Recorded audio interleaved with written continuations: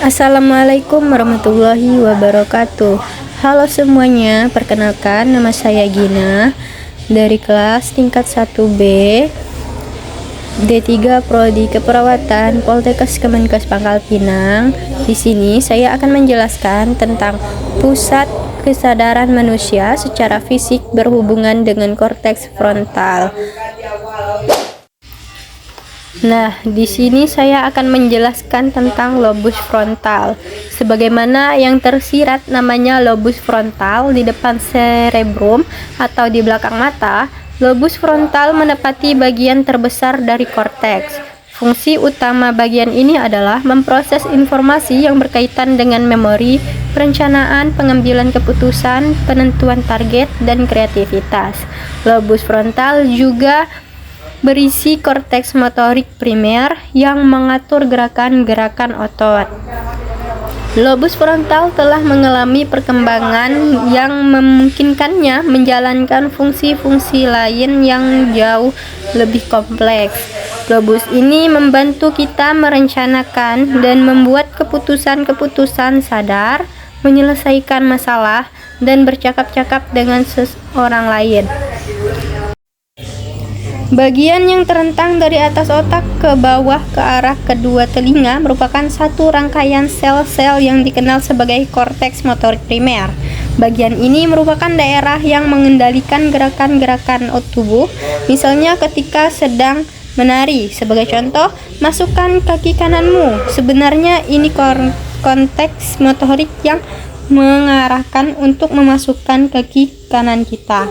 Masing-masing bagian tubuh dipetakan ke lokasi tertentu dalam korteks motorik, sehingga sinyal dari bagian korteks tertentu mengarah pada gerakan yang tepat yang sedang dibuat. Di depan korteks motorik terdapat area Broca, yaitu lokasi yang mengendalikan produksi ketuturan. Daerah ini terletak di belakang otak kiri pada 50% orang, sementara pada 5% orang sisanya atau 30% diantaranya adalah orang-orang kidal. Daerah ini terletak di belahan otak kanan. Tidak heran kalau di daerah ini terhubung ke arah area Wernicke di belakang kiri lobus temporal yang mengandung serat-serat saraf.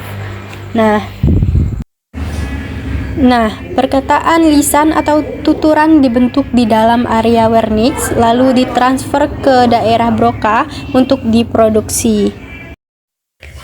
Bagian depan lobus frontal atau korteks prefrontal ukurannya lebih besar pada manusia dibandingkan pada hewan.